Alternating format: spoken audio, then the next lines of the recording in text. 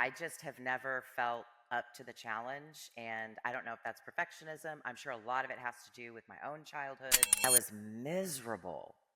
I was like really, really deeply depressed. Like, I don't know what word to use as a 4-year-old, and I still don't know what this feeling is. But it is just like, I don't know, abandonment, heartbreak, betrayal, a hopelessness. It was the worst feeling. Welcome to The Dream Show, where each episode I sit down with someone just like you I'm in a current phase of pushing myself to do things. to decode the meaning behind your dreams and explore their connection with trauma, healing, and the subconscious mind. I do like to watch and see where the dream takes me. My name is Jesse Lyon, your host, a licensed counselor, certified trauma hypnotherapist, and a dream interpreter. So whether it's a nightmare, I don't know why, but I knew that he was talking about me. And he comes storming up to the door. And I remember him shouting, "Where is my son?" a bizarre scene, or something too weird to even describe, It was so traumatic for me, literally, I have blocked all but this memory. we dive in and learn to listen to the messages that your mind is trying to tell you. Let's jump into it. Welcome back to The Dream Show. My name is Jesse Lyon, and today I'm joined by Shannon Kilpatrick. Shannon, thank you so much for being here. Would you mind, as we kind of get started, introducing yourself, kind of where you're from, what you're all about, and Sure. let us know what you're into? Oh man, this question always gets me, right? No matter, you think you should be prepared for this because It's always gonna existential. come up. Yeah, it's existential. Who am I? That's probably the problem. No, Agreed.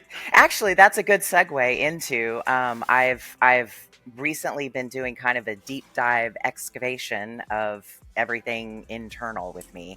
So that involves, therapy. It's even involved astrology in the frame of personality and kind of trying to understand myself from that angle, just exploring different things.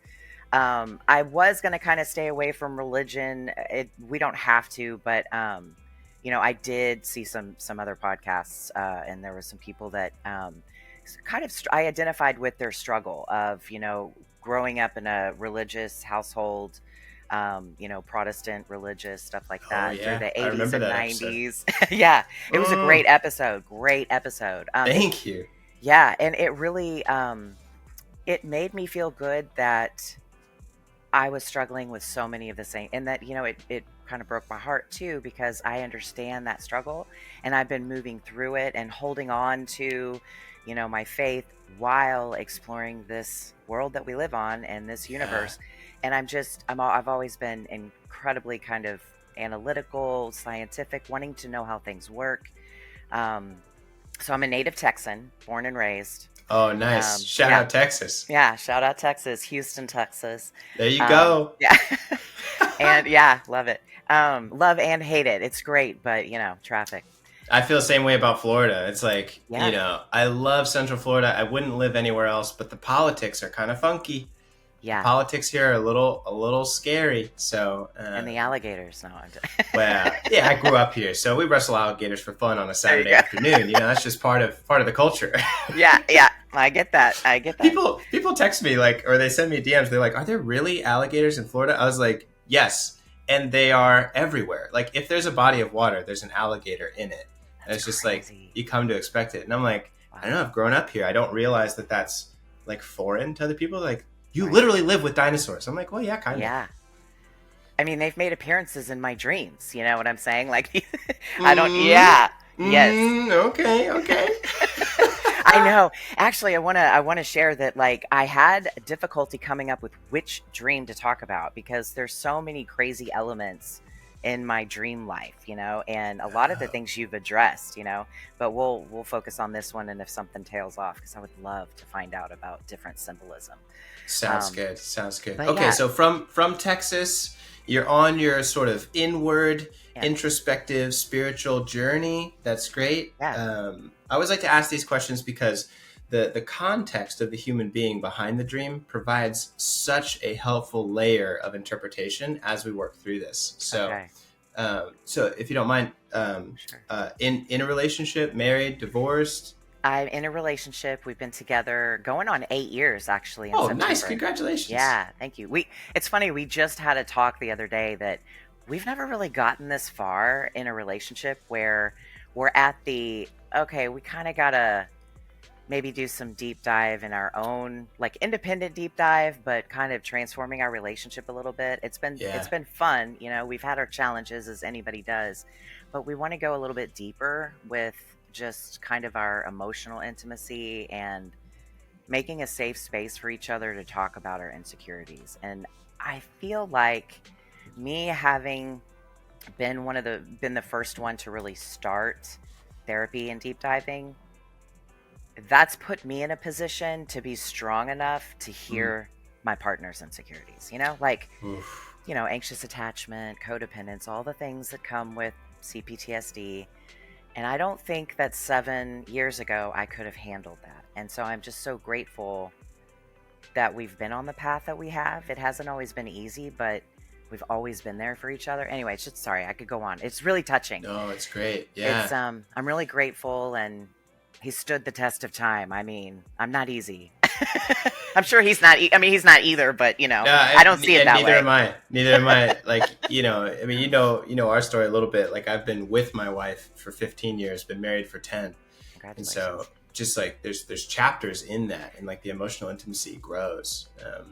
So yeah. Okay. All right. So relationship, big portion of your life. Kids or an age? No kids. Okay. Yeah, no kids. Yeah, that's great. That's great. It's kind of a terrifying topic. I mean, it's okay to ask, but yeah, like, I just have never felt up to the challenge, and I don't know if that's perfectionism. I'm sure a lot of it has to do with my own childhood.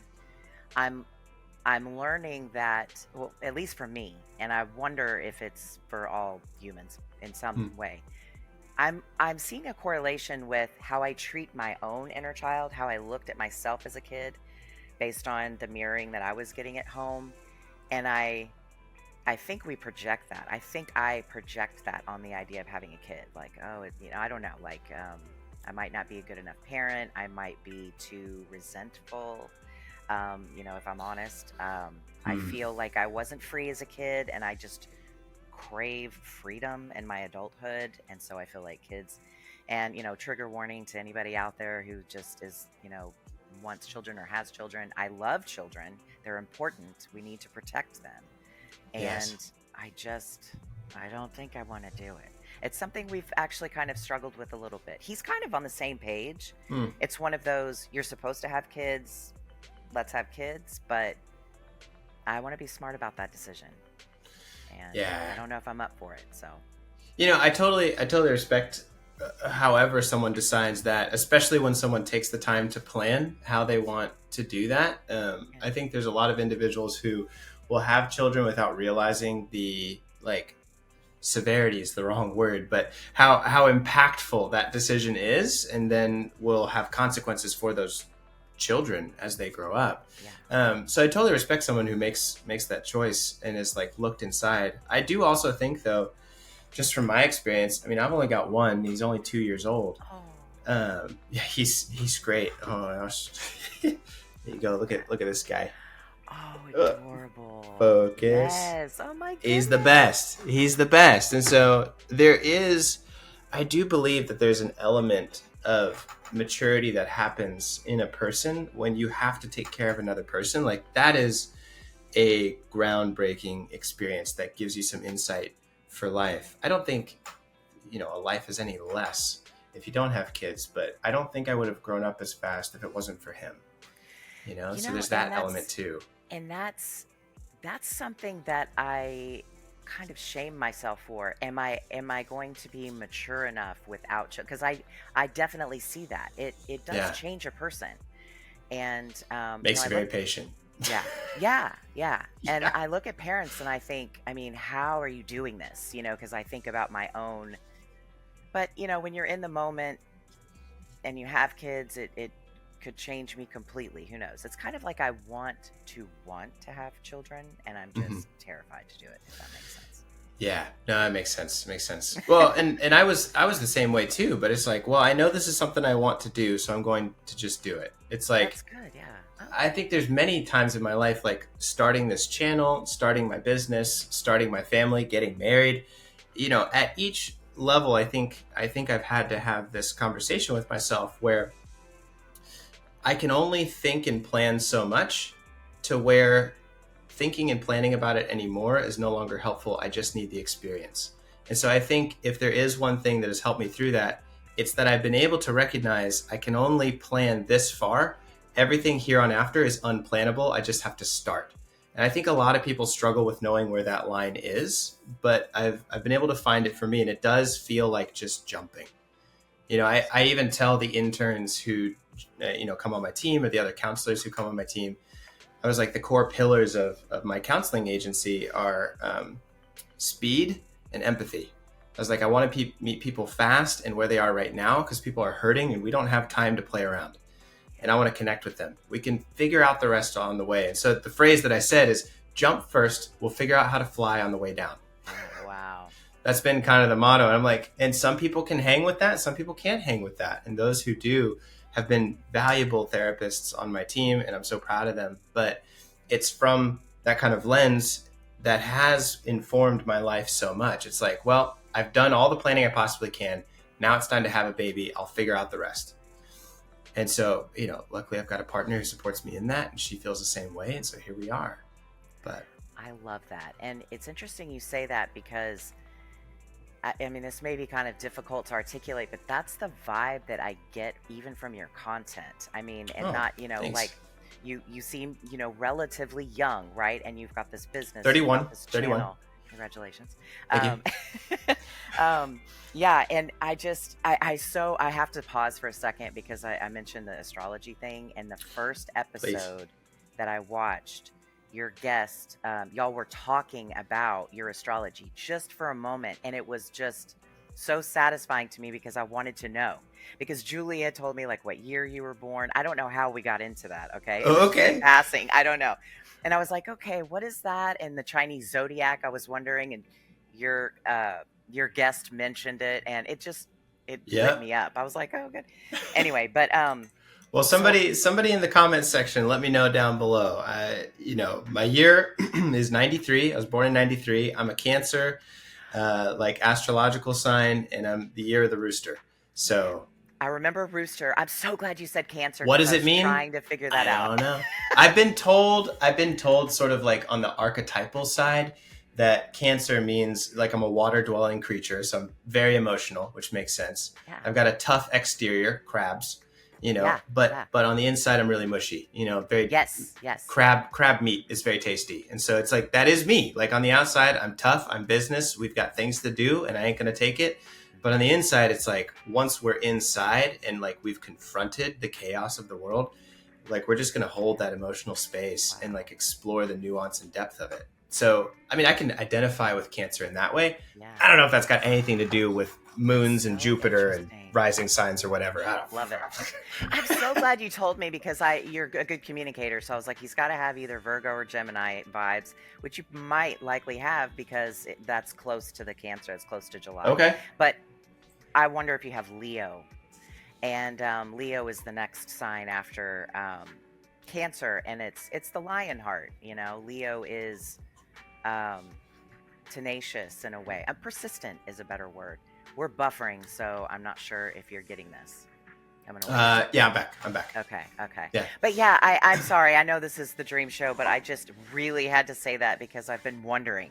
Anyway, my partner's a Cancer, by the way, and we talk about that exterior shell and the soft mushy, and haven't always been good in supporting others in their emotions, because I haven't been good at it. Probably we'll find that out today in my dream. We're gonna get so into that's it. one of the things that has been so awesome for us is I find that Cancers have a tendency to make a safe space for feelings. And so it kind of makes sense that you're doing therapy stuff. So anyway, sorry to go on. No, this is great. This is great. Well, I think it opens up the topic. You've seen this theme play out in many of these dream shows, and so I'm glad I get the opportunity to kind of address it. Oftentimes my guest will come on the show and they'll talk about their spirituality and religion, and I'll be looking at it from sort of a critical psychological lens. I'll be like, damn, like this is blocking you in this way. This is blocking you in this way. But I also know that like, that's not my lane. And so like, I've had guests on the show where I worry that as these shows grow and people look back at the shows, they'll be like, oh, I don't like the way Jesse addressed that. But you have to remember, this is their time. I can't correct them. It's not my space to interject my own thoughts or opinions about their religion and spirituality. And so there have been many times on the show where I'm like, okay, I was like, I'm going to model how, as a counselor, as a therapist, I would hold my opinions to myself and help them work out their own answer within their religious framework. Because that's the way that counseling, the way that therapy is supposed to be. It's not my place to say any of those things. I can help sort of move past the friction zones or the obstacles that are in there, but I can't tell someone what they should believe or what they should religiously adhere to. It's not my place. So, I mean, I think you've seen my channel long enough. Astrology, I know. That's my 2 cents. I know. Yeah. But I do want to point out, because I know I worry sometimes that people, of course, I know the stigmas around it, but that's Sure. why I always, I'm just a curious person, and it's just been so interesting, and I've gotten so passionate, and it has actually really helped me to put together my parts, because there's always, it feels like a conflict. And when I look at astrology, natal charts, it's a map. For me, it's a map of those conflicts. And so that's where I get really interested. And I did want to point out, now I have not fact checked this, but I believe Carl Jung used astrology to help him understand his patients from a psychological standpoint. And I'm not talking about predicting the future. And I know people do that, and it's lovely. And for a hobby, I look at it too. Mm-hmm.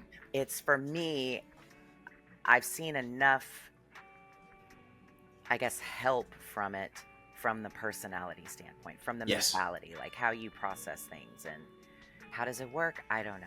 I think about that too, but I think I think it's the same. I think it's the same sort of framework that I come to dreams with. It's like the religious, and this is my biggest contention. So thank you for giving me the opportunity to speak to it. My biggest gripe with the spiritual and religious community is that they make dream interpretation one-to-one. If you dream about a tooth falling out, speak of the devil, if you dream about a tooth falling out, that means that a loved one is going to die. I was like, it doesn't work that way. I was like, dreams and the stories and the images are projective devices. I think astrology is a projective device. I think tarot cards are a projective device. I think archetypes are a projective device. And I believe that's the way Carl Jung thought about it too. He's like, there's a fundamental sort of human collective truth that's in there, and we use stories and characters to facilitate and communicate that collective truth. It's not one-to-one. If I'm a Cancer, it means that I'm going to be a counselor when I grow up. That's too direct. I was like, but it does give me a platform upon which to further explore my psyche and my authentic expression. And so that's why one of the rules of dream interpretation, even what we're doing here, and as a member of the International Association for the Study of Dreams, which I'll be presenting at in 2 weeks, the rule ethically in that community is the dreamer always has the right to their own interpretation. It is never the right of the dream interpreter, the therapist, the counselor, the dream worker to tell that person what their dream means for them. At the end of the day, Shannon's dream means what Shannon says it means. I have no right. Jesse's dream means what Jesse says it means for him. Nobody else has a right over my own mind. And so there is that like respect and boundary about it. And so that's my biggest gripe, is I just think when we tell people, oh, you had a dream about your teeth falling out, oh, you had a dream about a dirty bathroom, it means this exactly.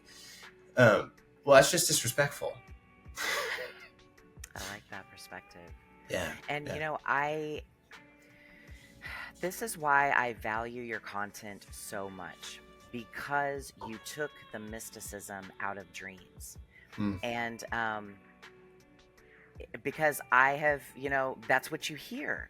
And, it means this, and it's, ominous and prophetic even. And once I started listening to your content, I was like, no, this is scientific. I can, and the 1-to-1 ratio makes sense. It's not that. It's so subjective because it's just whatever I think, you correct me if I'm wrong. Sure. Just kind of the way that I'm trying to understand my subconscious is that I'm picking up things that I'm not aware of all the time. Yes. And somehow I wonder if my dreams use that to resemble something else to get my attention, and then we focus so much on the item. For example, this wasn't in my dream that I gave you, but I had a dream recently about wearing an ankle bracelet. Like the Indian culture, like from India, and they have this beautiful copper, and that's what I had. And I had like toe rings. And at one point, like when I was in grad school, when it was kind of popular, and that was part of my aesthetic, I liked it. And I was like, is it telling me about that? What is this? And I'm so focused on what that ankle bracelet meant. But it probably meant something completely way off what I would expect it from a conscious perspective to mean. And it's kind of de-villainized my dreams. And that's thanks to you. Like, I just, Well, that's the message, is no longer being at war with ourselves. And the cool thing about dreams is, well, it may have meant something totally different, but the other reality is it probably meant all of those things. It probably meant getting in touch with a more spiritual culture. I mean, Indian culture is much more spiritual and connected than ours is. So that makes sense for your journey. The focus on the toes and the ankle are all about like taking your steps in that journey, right? And so it's like I'm adorning and valuing, right, valuable metals and, adornment for the foot and the ankle, which is the mode of transportation into my future and achieving my goals. But then also probably hearkening back to your college days. So that's the amazing thing about dreams, is it probably meant all of those things all at the same time, because combined in that one picture is like, hey, I'm in a phase like my college days where I'm discovering myself, trying to make a choice about my next steps. I'm also valuing the steps that I'm taking towards those goals and like putting emphasis on those. And part of that step is connecting with a more spiritually grounded culture and identity that's not necessarily Western like I've been. So it's like, ankle bracelet, like who would have thought it has that deep a meaning? Just goodness. Like, I had a dream with an ankle bracelet. Deep. I mean, all of them are deep. Like, my mind is blown right now because that absolutely resonates with where I'm at. And it's interesting, so interesting, because I'm into ancient like medicine, like Ayurveda comes from, I think if I'm not misspeaking, comes from the Indian culture. I couldn't say for sure, but that sounds right. It just as an example, it would make sense that resonated. Oh my goodness, because that's exactly what I'm seeking. Wow. And I do feel connections to this destabilization transition that I'm in right now, that I found myself in at that time in grad school. And I was, experimenting with my spirituality and aesthetic and what I want to represent and what do I want to embody. And it's always been, I just want all the goodness in the universe, Yeah, that's beautiful. The goodness. Well, and if you think about the differences, so helpful. Oh my goodness. Well, you're welcome. You're welcome. Yeah, such a seemingly simple symbol, but is so deep. Wow. And I even think about like toe rings and ankle bracelets, so different and in stark contrast to the way that American Western culture does things. Like we build these really big, obnoxious shoes. Yeah. And so you can kind of see like the consumerism, sort of the hiding, sort of the false facade.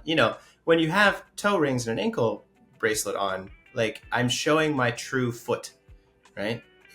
In American culture, I'm not showing my true foot. Who knows what my foot looks like? I've got this giant shoe. And it's almost like, you look at Balenciaga and like the Yeezys, like the shoes just get bigger and bigger. And so I'm hiding more and more behind this consumerist facade, in contrast to other cultures that are like, no, I want the adornment, the jewelry, the valuable metals to accentuate the authenticity of the human behind it, not hide the human behind it. And so everything's got these like subconscious layers of depth that show us so much about just ourselves and our culture. I love that ankle bracelet. Can I share a little bit more? Can I dive a little bit deeper into what you please. said? Yeah. It's interesting. Oh man.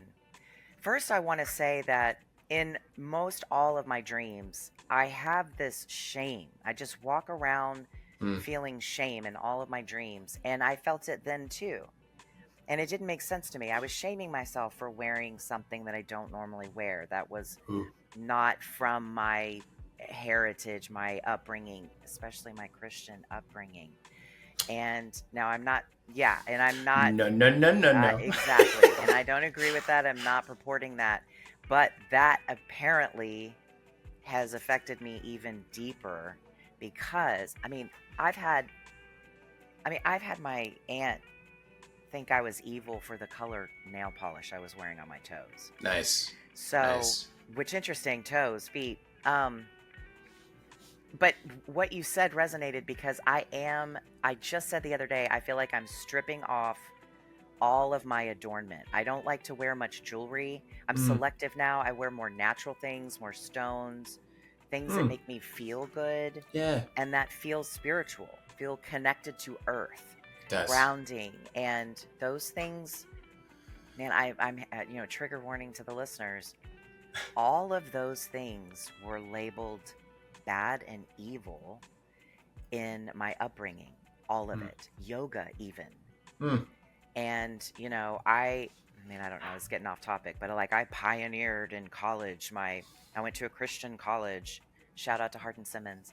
Love it. Wow. Yeah, we connect on a lot of levels here. Okay, yeah. Oh yeah, that's right. You grew up in a Christian school, didn't you? That's right. Yeah, I was homeschooled kindergarten through 12th grade. So I never left the house. I went to church on Sundays and youth group on Wednesdays, but yeah, I didn't go to school kindergarten through 12th grade. Then I started college in 11th grade, did it all distance learning. So I never stepped foot into a brick and mortar school until my master's program. And I interviewed for my master's program at 19. So, wow. When I say I've been talking with people about their problems for over 10 years, it's true because I got such an early start, but because there was such this sheltered component to it. Interesting. Uniquely my story. I got a fantastic education, but the social stuff can be a little bit weird for me. Me too. Yeah. Same. Me too. Mm-hmm. And I didn't go to I wasn't homeschooled, but home was the only place I was allowed to be. So no visitors it was a nuisance to my family. Okay. It's not that they were necessarily trying to be mean. I think they just didn't want to deal with, another kid coming in or a teenager coming in. So no sleepovers. I couldn't sleep over at other people's houses to keep me safe. And I guess it did keep me safe from a lot of things that people have experienced. And I'm grateful for that. And the social stuff can be a little wonky for me. It can be a little wonky, right? Yeah. Yeah. And so, yeah, that's so cool. I do have to say, shout out. I really appreciated your perspective when dealing with that religious themed podcast. And I was impressed that you used scripture that I'm familiar with to defeat a limiting belief using the same source someone believes in.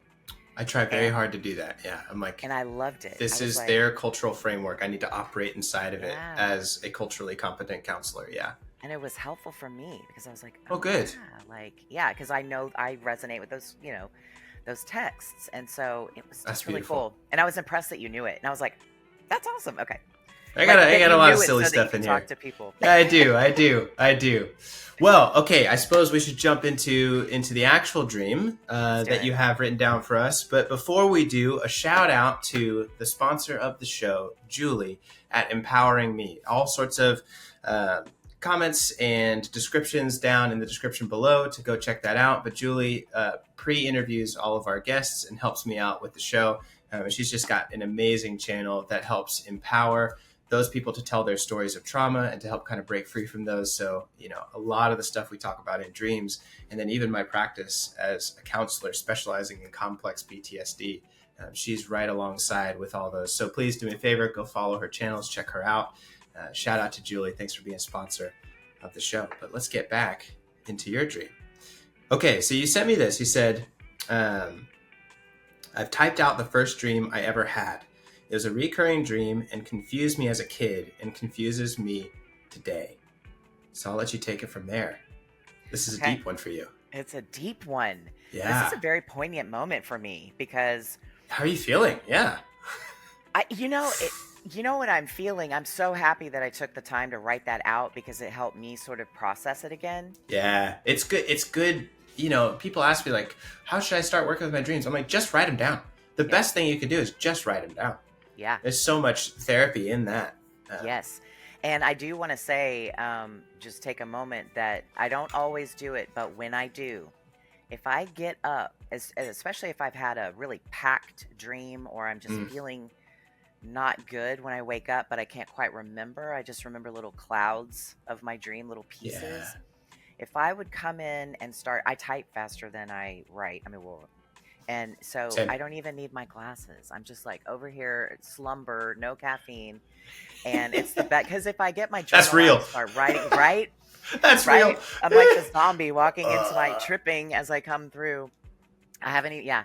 So if I will write it down, I feel that I'm connecting with myself more. More of the dream will come out. Yes, it does. Even if I don't understand it, it's no longer as foreign to me. I'm like, okay, so this was a weird scene. Fine, it is what it is. But what I want to say is, I'm in such a better mood when I do that. Like, I thought that I needed to understand the dream to be free from it and be in a good mood. Yeah. But the simple act of writing it down just gets it off my plate for the day, and I feel the load lifted. Mm-hmm. And it's kind of a miracle, and I can't believe it works. It I can't does. believe it gives me relief, because I'm usually plagued by my dreams. Yep. Well, and there's science to it as well. Like, oh my gosh, yeah. So many things to kind of think about. There's a lot of science to it in the way that the brain is kind of laid out and structured. The dreams happen back here, but when we wake up, we start to perform from here. And so the process of writing it down, which is a prefrontal cortex activity, but we are writing down subconscious material, connects the brain back to front. And so when you connect the brain back to front, it releases a lot of that amygdala stimulation, right? That emotional stimulation, like when it's all tense and panicked and shameful and all these things, it sort of gets those things out. And, I'll tell people, it's like, if you have nightmares, the best thing to do is write them down, because that connects it back to front and releases it. You're metaphorically putting it in a book and closing it and setting it aside. And just that sort of hypnotic process is deeply impactful. But, us human beings, if it's too simple, we don't want to do it, right? Like, wow. I have depression. What should I do? Go for a walk? That's too easy. It's got to be some kind of special vitamin that I got to order from some other place in the world. And,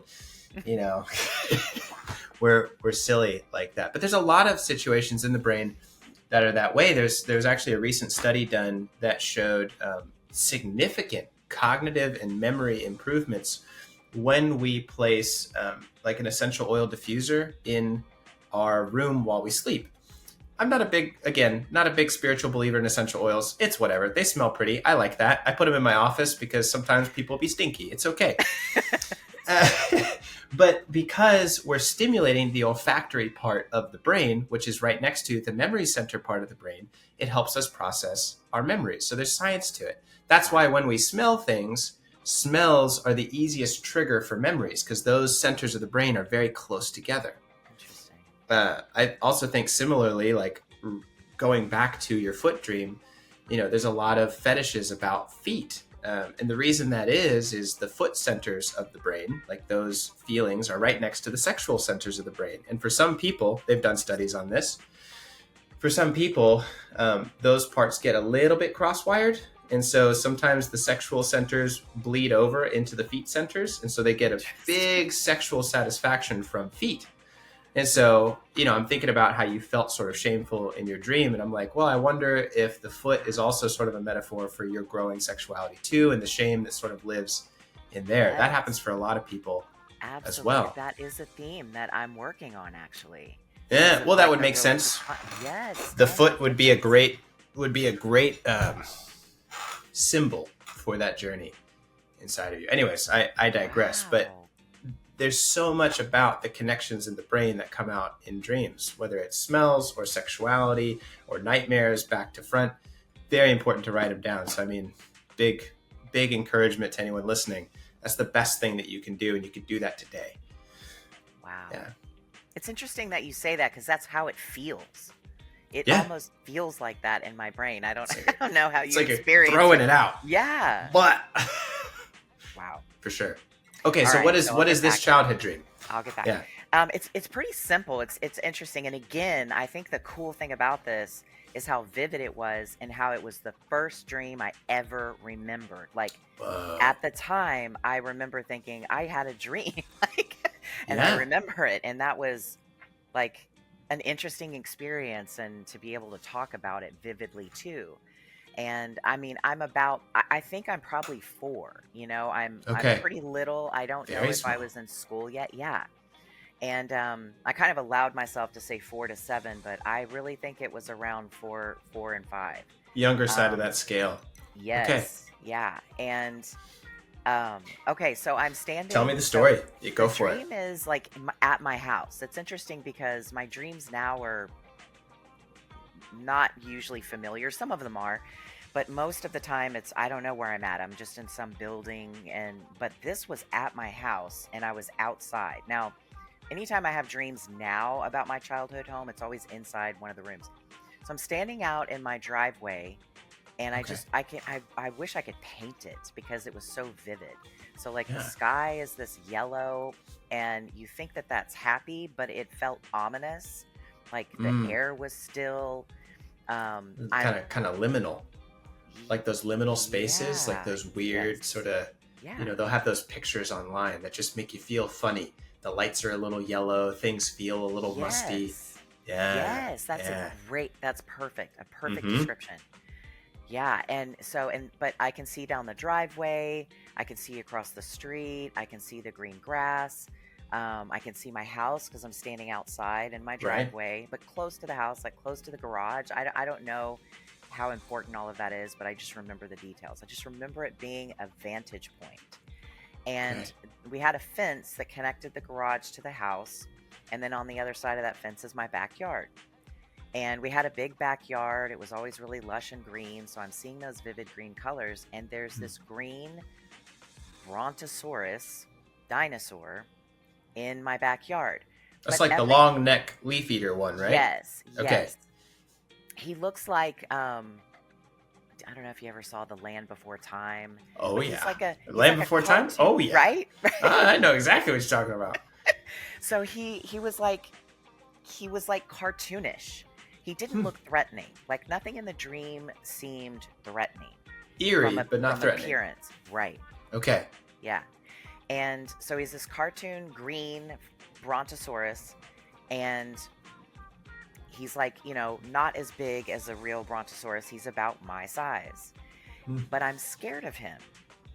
And I see that he's behind the gate, and I'm some of this is a little fuzzy about how I felt with the interaction, but I think that I was frozen in fear, and I saw that he was getting out of the gate. Yeah. And so I'm no longer protected. And so I just turned my back to him, hoping that he would go away, but curious what he was going to do, Hmm. and kind of scared, but then like, maybe it'll be okay. And he took a big bite out of my right shoulder from behind. And then, Ouch. right? Not It nice, didn't, Mr. Brontosaurus. not nice, Mr. Brontosaurus.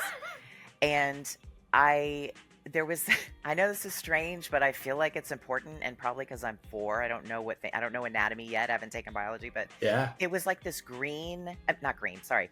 It was this, like a jello, like a pink, like if you had mixed red jello with whipped cream, like Okay. fluff. Okay. Yeah. Sure. Sure. It's vivid. I Awesome. remember it so distinctly. Yeah, I get it. So we got marshmallow jello fluff coming out of this wound. And Ah! yeah. And then I wake up. That's it. But That's it. that's it. Okay. That's the dream. But the feelings yeah. that I felt plagued me like I was in those feelings all day, Mm. and I was miserable. Mm. I was like really, really deeply depressed. Like I don't know what word to use as a 4-year-old, and I still don't know what this feeling is. But it is just like, I don't know, abandonment, heartbreak, betrayal, a hopelessness. It Yeah. was the worst feeling. And I Mm. had felt that feeling as a kid in other times. I don't know if you ever saw Breakfast at Tiffany's. It's kind of an old classic movie. It's an old classic. I know of it well, but I couldn't quote you anything from it. It's been so long. There's a scene where she's in the morning having her breakfast in front of Tiffany's, the store, and she talks about the mean reds. And like as an adult, I saw it, and it was kind of like, I think I know what that is. It's not the blues.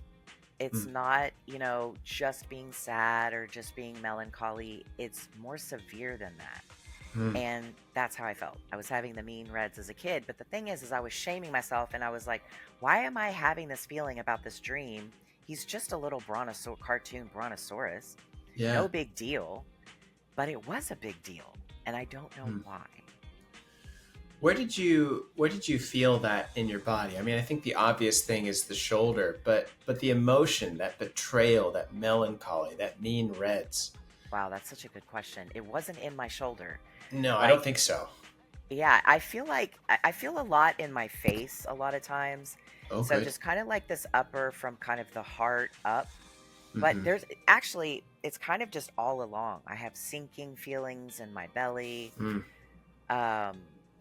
Just depleted. I remember laying on the floor in my living room with the lights out. Like I was just staring at my, we actually had a family coat of arms framed on our mantle at our fireplace. And I was just staring at it. And I was like, I hate this feeling. And I was, I mean, I don't want to go off topic, but like, I never liked to have those feelings. I would always go pursue calling up a neighbor to play with, finding something to make believe. I was always entertaining and keeping myself busy because I could not stand to be still. And those feelings of loneliness and boredom and confusion and not knowing what to do with myself, I couldn't take it. So I've always thought that I was a go-getter and active, but I think I was just always sort of running away from these feelings. More avoidant. Let me ask a silly question. What is so dangerous about those feelings? Like if you're going to sit with that boredom and loneliness, because they are dangerous. And I mean that genuinely. Like if you sit with that boredom and loneliness, what's the bad thing that happens if you feel those feelings? Like, let's see that thought all the way through. Because what often happens for us as human beings is we get close to an emotion and we're like, uh-oh, danger, warning, flee, without actually knowing, well, what am I actually afraid of? If I were to be bored and lonely, the bad thing that happens to me is what? It sounds silly, but Silly is good. like bored. And I mean, I'm sure it's deeper than that, but I mean, I know it's got it. I mean, I want to explore that because it's also painful. The feeling of it is painful, but I want to get past that and think why that's so scary. And especially because now I am sitting with feelings, and sit with it for a minute. I hate it. I mean, I don't hate it. It's just exhausting. It's painful. It keeps me inactive. I don't want to have, I mean, I may be speaking from a conscious perspective, but I don't have enough time to do that. I tell myself I'll be behind. Actually, there's something from a child, and now I'm better at it now, where I'm afraid to be behind, and I don't even know what is that behind. What does that mean? And now as I'm talking about it, it could mean so many things. I'm giggling because, like, yes, at 4 years old, there are some very important things that you need to be attending to. That's so interesting. But that is, I mean, that's how it felt, though. That is how I felt. Yeah. That's so interesting. Yes, ma'am. Yes, ma'am. 4 years old is when, like, I remember thinking, I'm reflecting back, and I know that memory can sometimes be wonky. It might, you might be applying adult things to that memory. Yeah. So how pure is it still? But sure. I remember being so exhausted as a 4-year-old. My dad pushed me. He put me in. I mean, it's great what he did, and it was a little traumatizing. Yeah. He pushed me to go to swim classes. I was terrified of the water. He pushed me to go into ballet. Everyone told me that I was overweight. I look at pictures as a kid, young kid. I wasn't overweight. I was later. I am now. But that's the narrative that I heard the whole time. And so he put me in ballet to keep me physical, or at least that's the story that I told myself. I'm grateful that he did those things because now I can swim and I'm pretty flexible. There's good things, It's but positives, but also no negatives. support. Yeah. No support to do that. Social anxiety just dropped me off and let me go. And I was exhausted. I'm like, I just want to play. Is this not good enough? Like, just leave me alone, is how I always felt. There you Stop go. making me do stuff. There you go. And so I guess I did feel behind somehow. I felt like a failure, always. I felt mean, stupid. and that feeling came in early and quick for you. Yeah. And not to hop on the bandwagon of blaming parents for everything, but there's a role that culture you grew up in and the culture that they taught to you played in the way that you experience yourself.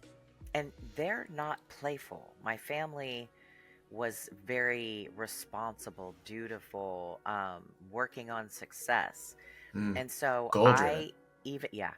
Okay. And I admired that about them, but maybe that's because that's what they wanted me to be. And so I'm looking up to, I don't know. I'm actually trying to sort of de-pedestalize my parents and just see it from an objective. I've gone through the angry, I can't believe you did that. Yeah. And then, because I never did that as a kid. I mean, a little bit I did. I was always lashing out, like, I don't want to do this. You're making me do this. I really don't want to do this. Yeah. But yeah, goal driven. And I want to be playful now. And I'm having to remember what that is. And when I do, I feel lazy and silly and irresponsible. And there it like is. these are words that were kind of fed to me when I would do those things. Well, I think Shannon, that tells me everything I need to know. I think that was a great job sitting with that feeling to kind of see it through to the end. I think, at least for me, I think it's like crystallized of like, okay, yeah, I know exactly what this dream is talking about. You ready to go through it? Yeah. Okay.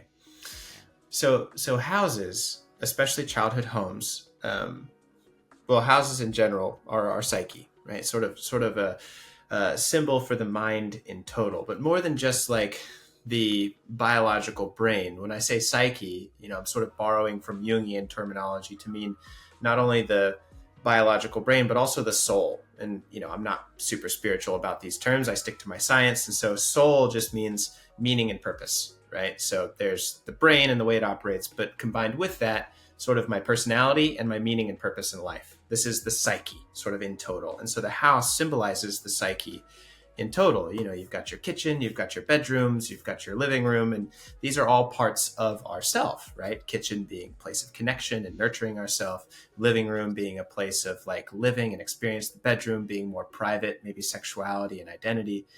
And so all of these are in total, but you're outside your house.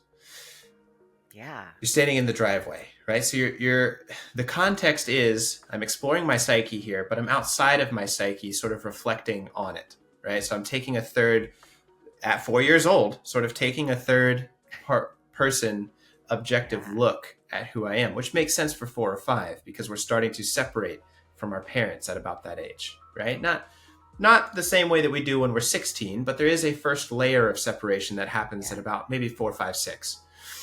I start to realize I'm my own person. Pre-5, I am my mother. I am my father, right? There's no separation between me and my parents. I'm the same person. So here we are, your psyche. Now, specifically your psyche as it is told and dictated to you by your parents, because it's your parents' house, right? So sometimes I'll have dreams about my childhood home because my mind is reflecting on the psyche that has developed in me when I was a child. And there's pieces of that carry with me as an adult, right? Like I still have some performative things and, I need to be successful because that's my childhood stuff. And so I'll dream about my childhood home when my adult psyche is still struggling with those childhood brain pieces, right? So here's the context being laid out. Your house. You're in the front yard, right? That's the front facing. That's the presentation to the world. But there's a problem in your backyard. That's the more personal, that's the shadow, right? So, I've got this light here that's on my face, but you see this part is in the shadow. There's nothing wrong with this side of my face. It's a great side of my face, just like this one. But because it's not facing the light, half of me has to be in the shadow. I can't present all of myself all at the same time. And so here is the front of the house, and behind me are all the things that I'm not showing the world. Well, oftentimes we hide parts of ourselves in the shadow, right? Maybe there's something I'm criticized for, right? And you just sort of explain that.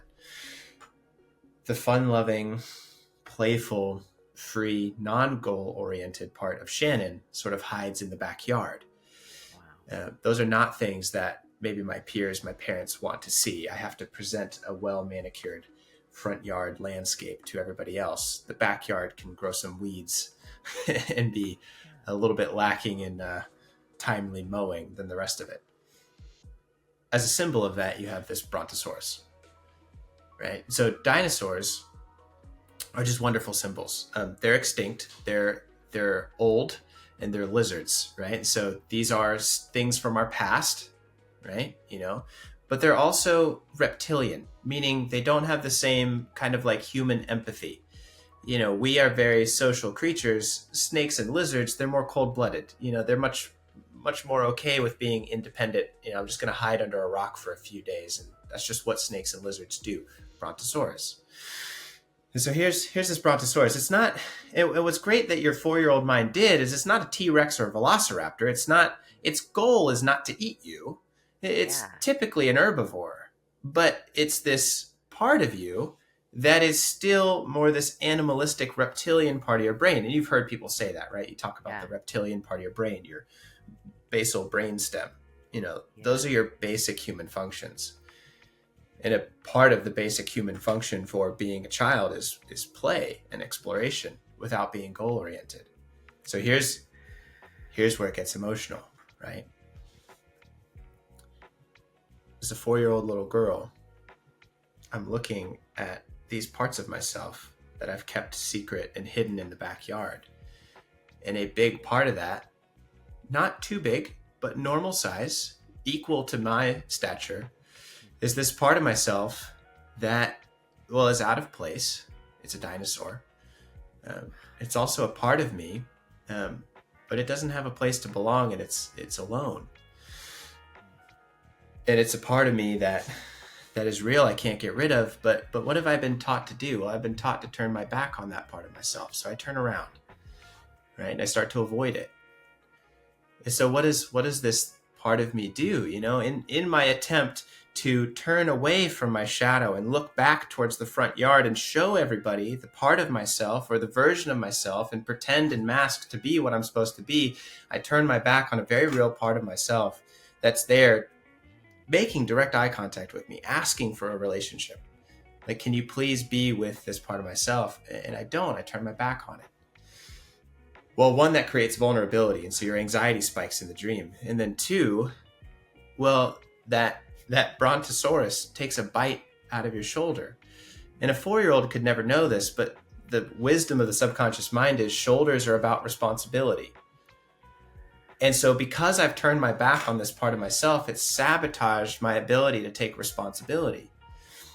Furthermore, it's the right side connected to my arm. So how am I going to be able to reach out and attack my goals if I'm not accepting the whole part of who I am? Well, and it gets even crazier because it's the right side of you. The right side of you, you've got right and left. You know about astrology and duality. Right is masculine. This is structure, order, discipline, be goal-oriented, attack the world. And it's like my feminine nature is sabotaged. I've turned my back on it. Who I am as a person, like just as a human being, the reptilian part of me, the freedom to be just a creature and explore and express myself is something that I'm struggling with even at 4 or 5 years old. And then what's great is like when that part of you is destroyed, like out comes this fun sugary candy. So what a great sort of like, how emotional is this? But this is also so dumb. It's like I just want, it's like Jell-O and whipped cream. It's like I just want to be Jell-O and whipped cream. My insides are nice. They're sweet and real. It's just Jell-O and whipped cream in my little 4-year-old girl heart. But I'm struggling to be be myself. And it sounds like that dream has stuck with you because it's still such a key part of your life, and something, I mean, even now that you're working through. Exactly that. Yeah. How does that sit with you? That was a lot. I monologued there for a bit, but I just wanted to share the whole context. Just as you were explaining, like the way that you grew up in the dream, I'm like, yeah, this makes a lot of sense to me.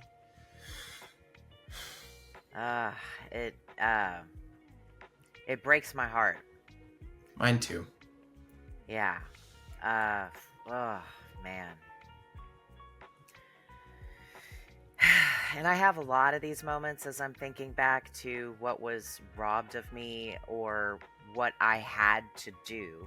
Because I am also now in the stage of taking accountability over the narrative, I guess, and trying to kind of, but anyway, we're not going there right now. I want to stay with this. Okay, please. It just makes me so sad.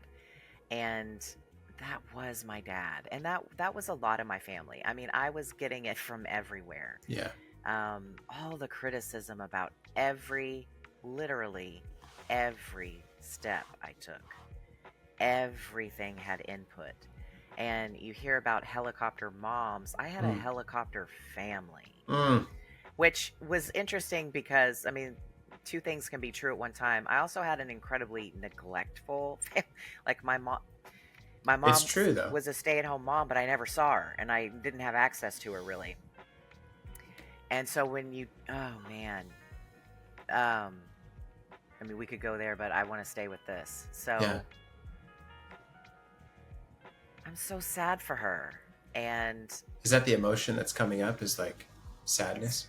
yeah, yes, it's like heartbreak. It's almost like an objective, like I feel bad for her and I feel bad that that's me, you know, like, but it's hard for me.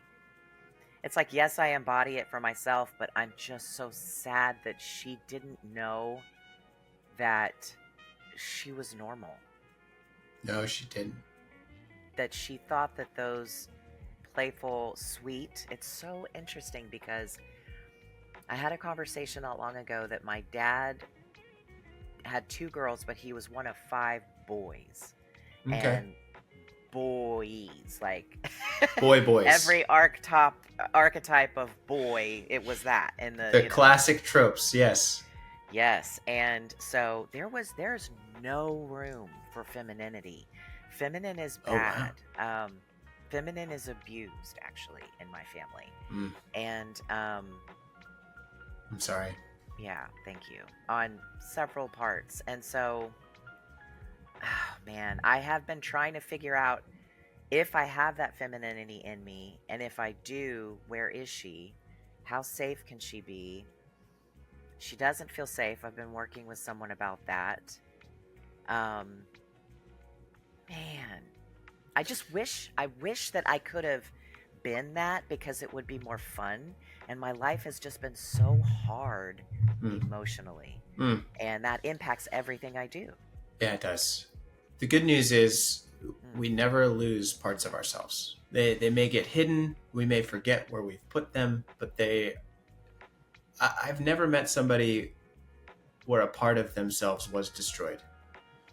We may really forget. We may really struggle to connect. Like this relationship may be really tenuous, but I've never seen a part of someone be destroyed. I think we can always get it back. And even for those who, like myself, identify as male, like there's still a very strong feminine inside of me too. And I mean, sometimes maybe the feminine's easier because like I've been told so much what to be as masculine. So that part is kind of difficult to connect with, but just sharing that for you is like, she absolutely is in there, Shannon.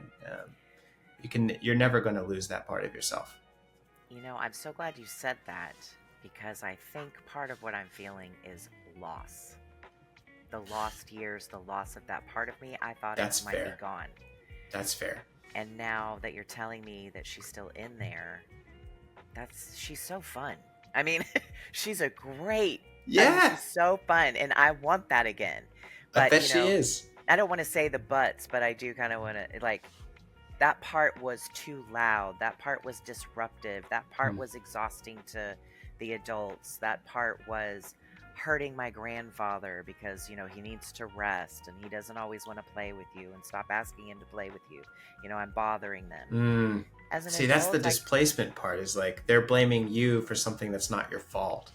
It's like, you didn't ask to be here. You didn't ask to be, a rambunctious, fun-loving ADHD little girl. Like, Yeah. And it's like, you just need those things to be satisfied. I do that with my son all the time. It's like, sometimes he'll be doing something he knows he's not supposed to do. And so I have to ask myself before I correct him, I'll be like, is there a need of his that is my responsibility that's not satisfied? Before I go correcting him, yelling at him, or punishing him. And I gotta shout out my wife for this. She's much better at it than I am. And she's taught me quite an awful lot about this. But she'll ask that question, be like, does he have a need that as a 2-year-old he can't express? And so he's acting out because he has a real need that is authentic, that needs to be satisfied. So, sometimes he'd be like knocking things over, dumping water on the floor. And it's like, well, is he bored? Like, does he have the opportunity to play and explore? Or have we fenced him in so much that he can't just go explore? And it's like, okay, as soon as I give him the opportunity to play and explore in some other way and redirect his energy, he's not knocking things on the ground or, dumping my cup of water on the floor. It's like, oh, yeah, kids need that. Like, that's a need. That's not just them being annoying. Right? Yeah. Oh, that's so refreshing. That warms my heart. And Okay. that makes me sad. Sure. Because I didn't get that. And I'm glad we were able to kind of like talk through that sadness, because I think grief at losing those years, like those years were spent, 4, 5, 6, 7, were spent doing this thing. You will never get that opportunity back. And it's normal and healthy to feel grief for, I lost those years of my life to this thing. But I don't think that there is necessarily grief for, I lost a part of myself. That part of yourself is still there, but those years are gone. You're going to have to live those 4, 5, 6, 7-year-old moments as an adult now. And we do that. We get a coloring book and we color. We, frolic on the beach and dance in the wind. It's like, it's kind of weird for an adult to do that. Yeah, maybe. But my 4-year-old self inside me needs this right now. So I'm going to let myself do it. That's really important. But oh, go ahead. Well, I was gonna move on. What do you want to say on that? I know we're running out of time. I have a concern, and maybe you can help me with it. Sure. There's this belief that, well, I kind of lost it now. There's this belief that I need permission to be her. That I'm only doing it for my inner child. For an example, I forgot that I love to be outside, because as an adult, I had to keep my aesthetic, and my family aesthetic was everything, and image, and Yep. so my makeup would get ruined if I went outside. No, I don't want to go on a hike, because then I have to go to dinner, and I've got to get ready for it. There's all this pressure for the aesthetic. I know that may sound silly, but it's a real stress for me. And so, is it okay that I'm that? Anyway, so I forgot that I love to be outside. As a kid, I was outside all the time. I loved it. That's Barefoot, running around, playing with the neighbors that, were available, because I couldn't, go anywhere else. And make-believing, and I had this really imaginative friend. And, I mean, we would come up with the wildest creative things to make-believe and play. Oh, that's great. So I like doing that, and then I'm like, but that's childish. And I'm like, so am I just doing it to help my inner child, or is that me? And I feel uncomfortable, like I need permission. Like, is this okay? Is it okay that I'm this? And maybe everybody struggles with that, but I just kind of wanted your perspective on it. Yeah. Consciously, I know, but you seem to kind of pierce the heart in ways that I need. So. Sure. Well, I definitely suggest working with your counselor and therapist about it. But my 2 cents when it comes to this topic, just in general, are to validate the feeling. Yes, you need permission, but you don't need permission from anybody else but yourself. And so, yeah, of course you need permission. Like because I'm a silly guy who really appreciates the nonsense of Freudian psychotherapy. I compare it to potty training. going to the bathroom is a wonderful human experience. It's very relieving. You feel better, you feel clean, you feel lighter. You can go, run and play. You see that, the kids, my 2-year-old will go run into a corner, go potty, right? And then like be just re-energized to go like play and jump and run. You got rid of this waste that needed to relieve that weight from him. And so it's like, that's great. But we don't want to be pooping on the dinner table, right? There's a healthy place for it and maybe a not healthy place for it. So being a child, yes, you need permission for that. Parents' responsibility is to show them the right context for this part of the self, not to shame that part of the self. So if you're in a business meeting with other people, wrong time to be a 4-year-old. But if you're on vacation, maybe it's the weekend, you took a trip to the beach, you're on a hike, and you want to sing in the woods like a magical fairy, that's a great context to do that. Right? And so, yes, you need permission, but just from yourself. And I think context is a big part of that. That would be how I'd kind of describe that. Does that make sense? Yes, and you may be surprised that's actually very helpful. Good. I know how silly this sounds, that's helpful. Like it's kind of like duh, but it's not duh, because I'm trying to figure out, is that my authentic self? Do I need to bring my 4-year-old to the business meeting? And not in an unprofessional way, right, but in a connective way or a playful way. That way, yeah, sure. Yeah, that helps. That really helps, because there's a place and a time I can sort of say, I may not be able to do that right now, and instead of thinking, oh, I'm being caged in again, I can't be myself. No, you can, just not right now. I mean, not that I'm not myself, but you can't be that part. Right.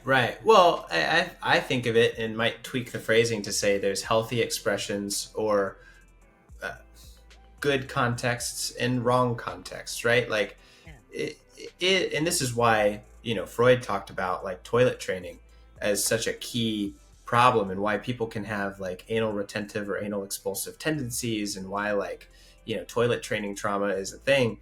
Because it's kind of that first time that we really learn some of these key principles. It's like going poop is not a bad thing. It's a very good thing. If you don't go poop, you got some problems. You need to see a doctor, right? But you don't want to be like pooping while you're out with your friends, like at the bar, right? You don't want to like poop your pants. Right. That's just the wrong context. There's nothing wrong with poop. It just goes in the right place, right? There's nothing wrong with being a little 4-year-old, just in the right place, or maybe in the right sort of expression. I mean, sexuality is another great example of this. Like, there's nothing wrong with sexuality, but I'm not going to have this type of sexuality when I'm in the board meeting with my business partners. I'm going to save that type of sexuality to be expressed in the appropriate context. That's key. A great analogy. Okay, so I've got 2 questions before we wrap up. Sure. 2 questions before we wrap up. Number 1 is, what do you need to tell that little girl in that dream? If you're going to look her in the face, get down on her level and hold her hands, look her in the eye, what is it that your dream is asking you to talk with her about or to say to her? I mean, the thing that comes to my mind, if I'm kneeling down next to her and holding her hand and looking up at her, facing the brontosaurus, seeing him behind the gate, knowing that he's about to come to me, and given what you said, even though it didn't feel like it in the dream, I can say, be brave, I'm here with you, he's safe, it's going to be okay, and he's just coming over to talk to you. Let's see what he has to say. And maybe we can even pet him, and let's be gentle with him and see if we can be friends, kind of, is what I would say. And what does she say back? She's on board. She's on board? I love her. She knows I'm there with her. Great. She's like, I can do this. Let's do it. Okay, last question. I got it. So this one may be tougher. If you could really take a moment, maybe even take a deep breath and close your eyes if you need to. If you can imagine yourself as the brontosaurus, what is the brontosaurus saying and what is it feeling? It's so interesting. Immediately, I'm excited to see me, the girl. I'm immediately excited to see her. And I just can't wait to go run up to her and not pet her, but like, give her kisses. She pets me or whatever. I'm thrilled to see her, and I want to run and be with her and connect with her. 'Cause, Like immediately, it's like home. Like, you know, when you see your mom or when you see Yeah. a family member, and it's safety. I feel excited. I feel safe. I feel like innocent. Mm-hmm. What does that mean? That's good. No, the is following up to that. Then what are you feeling when you make the choice as the Brontosaurus to bite her shoulder? Do you want to hurt her? Do you want something? Are you mad? Like, imagine yourself in that. I want her. I want her attention. So I want her attention, and I'm mad that she's not giving it to me. Not that I'm mad and I want her attention. It's like, I'm gonna hurt you because I want your attention. And that's interesting because as a kid, I used to like pinch my sibling because there was a lot of issues between us, and I wanted her attention so bad. There you go. I wanted her friendship, and I would pinch her. And So it was a I'm dinosaur labeled- pinch. Yeah, It's a dinosaur pinch. It's Yeah. good. like I do want to inflict a little pain, but only because Hey. I'm mad because you're not paying attention to me. Yeah. Hey. Come over here. Not demolish you. Yeah. No. Not to destroy. It's important.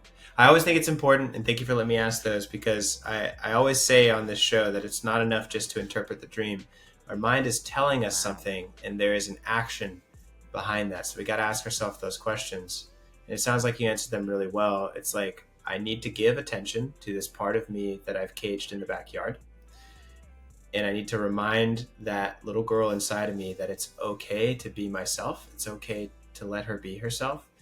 And that I need to remind her to be brave. Wow. That's Is great. This part of, by the way, is this part of hypnotism? Um, I feel like we just reframed, yeah. and now this dream has a whole new perspective for me, and it's amazing. Now I love this dream. I know. I feel like you're going to go get a Brontosaurus tattoo now, I guess. Ooh. Some little Brontosaurus, like, footprints, like, I could see. Yeah. Oh my goodness. You know what's? Oh my goodness. I have to tell you. Okay. What's so interesting? I know.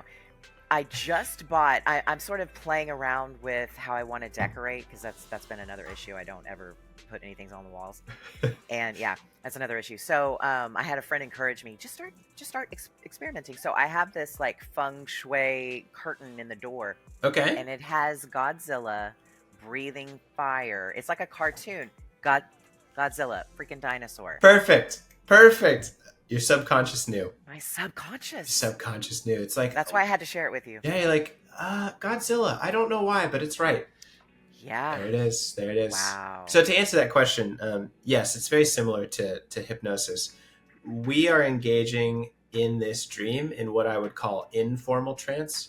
Formal trance is when somebody, eyes are closed, they're very quiet, and I'm like doing the really deep, really melodic, sort of monotone induction and hypnosis trance. That's very formal. This is much more informal. We're dealing with symbols and imagery and subconscious content, but it's almost in a conversation. And so you can feel how your brain starts to feel a little bit spacey because we're rewiring it. And that sort of dizzy feeling that you feel right now is that brain rewiring, because you're seeing things in a new perspective. So yeah, it does borrow from elements of hypnotherapy, but we're doing it in an informal way. If I was going to do this in formal trance as a hypnotherapist, I would have your eyes closed and I would talk you through it like a story and show you another side of the story. And oftentimes I will take a client back into their dream in a formal hypnotic trance to rework the content. It's powerfully effective. Yes. Yeah. I have goosebumps. Shannon, Oh, man. incredible work today. you. Thank you so much for being Yes. brave, for being here, for sharing your dream. Any last things to say? Anything you want the people to know? Maybe shout out to some of the things you're working on or anything like that before we wrap up. Oh, man. I think I just want to say, I want to shout out to everybody who supported me. But I think I just want to say that I want to encourage people, as I'm encouraging myself, not to be afraid of ourselves. All parts of us, even the ones even the ones that we think are bad, can be our greatest strength. And we need to use them so that we can be strong and sensitive. That's what I think. Take it away, Shannon. Thank you so much. And to all those watching, thank you for joining along on this journey. If you'd like to be on the show, of course, the application is down below. You'll get to meet Julie, just like Shannon did, and then we'll get to have a conversation about your dream and go deep into what your subconscious mind is telling you. I'll see y'all in the next episode. Until then, bye.